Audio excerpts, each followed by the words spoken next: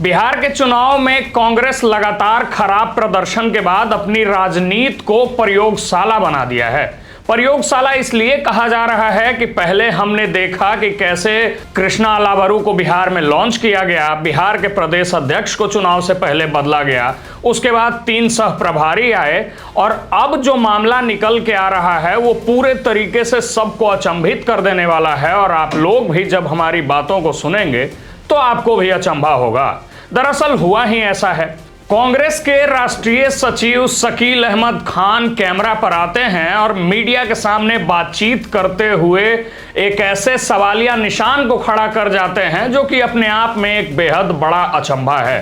कांग्रेस भारत की राष्ट्रीय स्तर की पार्टी है और सबसे पुरानी पार्टी है, और कांग्रेस जो है अब ऐसे पार्टी से गठबंधन करने जा रहा है जो महज 3 साल पहले बिहार में लॉन्च हुई है और बिहार विधानसभा चुनाव में कांग्रेस से भी खराब प्रदर्शन कर गई है। हम बात कर रहे हैं जनसुराज की, और शकील अहमद खान ने बात करते हुए मीडिया संस्थानों से बातचीत करते हुए यह कह दिया कि जनसुराज से भी संभव है कि कांग्रेस का गठबंधन हो जाए।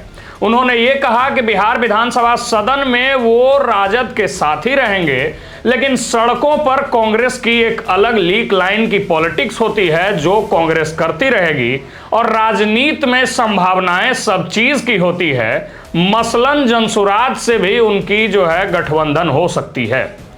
इस खबर पर वजन तब लगता है, इस खबर को वजन तब मिलता है जब हम आगे की योजनाओं को देखते हैं और भविष्य के चुनावों को देखते हैं।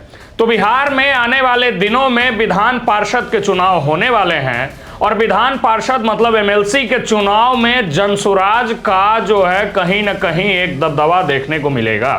क्योंकि जिस जनसुराज को लॉन्च हुए आज हम ये गिन रहे हैं कि 3 साल हो गए, बावजूद इसके 243 सीट लड़ने पर हम देख रहे हैं कि जनसुराज के एक भी विधायक नहीं है। लेकिन वहीं दूसरी तरफ उनके एक एमएलसी हैं जो कि सारण से हैं। आफाक अहमद जनसुराज के एक एमएलसी हैं, और एमएलसी चुनाव को लेकर ऐसा कहा जाता है कि प्रशांत किशोर का गुणागणित एकदम सही है और वो ये जानते हैं कि कहां से एमएलसी चुनाव में वोट्स मिलते हैं और कैसे कोई भी जनप्रतिनिधि विधान पार्षद का चुनाव जीतता है। जनसुराज जब अपनी शुरुआती दौर में थी और इस अभियान की शुरुआत हुई थी, तभी प्रशांत किशोर अपने राजनीतिक ताकत से और अपनी स्ट्रेटजी से आफाक अहमद को सारण का एमएलसी बना देते हैं। सारण एमएलसी सीट से वो एमएलसी चुन लिए जाते हैं, और फिर से एक बार जो है एमएलसी का चुनाव बिहार में होने वाला है।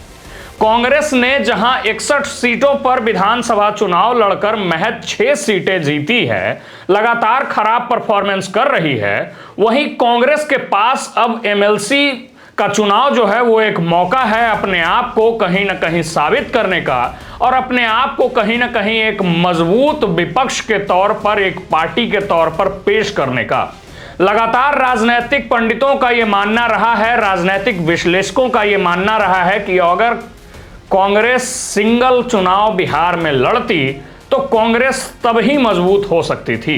एमएलसी का चुनाव आने हैं, और ऐसे में शकील अहमद खान जो कि राष्ट्रीय सचिव हैं इंडियन नेशनल कांग्रेस का, उनका यह कहना कि जनसुराज के साथ उनका गठबंधन संभव है, इस बात को भी वजन देता है कि एमएलसी चुनाव में जहां कहा जाता है कि प्रशांत किशोर की स्ट्रेटजी चलती है, कहीं ऐसा तो नहीं कि कांग्रेस उसी एमएलसी चुनाव में जनसुराज के मदद से और प्रशांत किशोर के स्ट्रेटजीज के जरिए एमएलसी चुनाव में अपना दबदबा दिखाना चाहती है, और यह दिखाना चाहती है कि विधानसभा चुनाव बीत गए, लोकसभा चुनाव बीत गए, और अब आगे जो विधान पार्षद का चुनाव, एमएलसी का चुनाव होने जा रहा है, उसको लेकर के कांग्रेस अब पूरे तैयारी में है, और जो मुख्य विपक्ष बिहार में राजद माना जाता है उससे एक कदम आगे है। क्योंकि हमने देखा कि राजद पूरे तरीके से धराशायी हुई पड़ी है, और जहां पारिवारिक खंडन हुआ पड़ा है, वहीं दूसरी तरफ राजनीतिक तौर पर भी राजद पूरे तरीके से चुस्त दुरुस्त और मजबूत नहीं दिख रही है।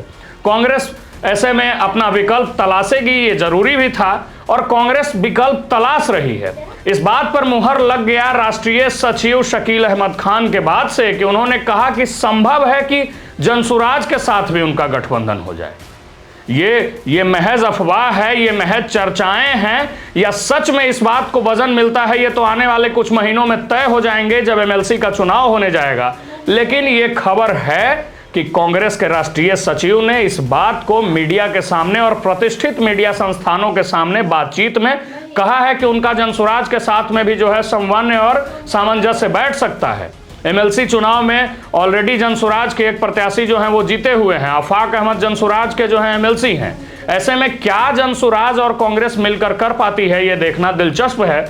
हम ये भी देख रहे हैं कि जनसुराज के कोई नेता जीते या ना जीते, लेकिन 3 साल के इस अभियान में 4% वोट शेयर जनसुराज और प्रशांत किशोर ने ले आया है। आगे क्या होता है ये देखना दिलचस्प है। इसी तरह के तमाम अपडेट्स और खबरों के लिए मीडिया दर्शन के साथ बने रहें। मेरा नाम रमनिक राज है।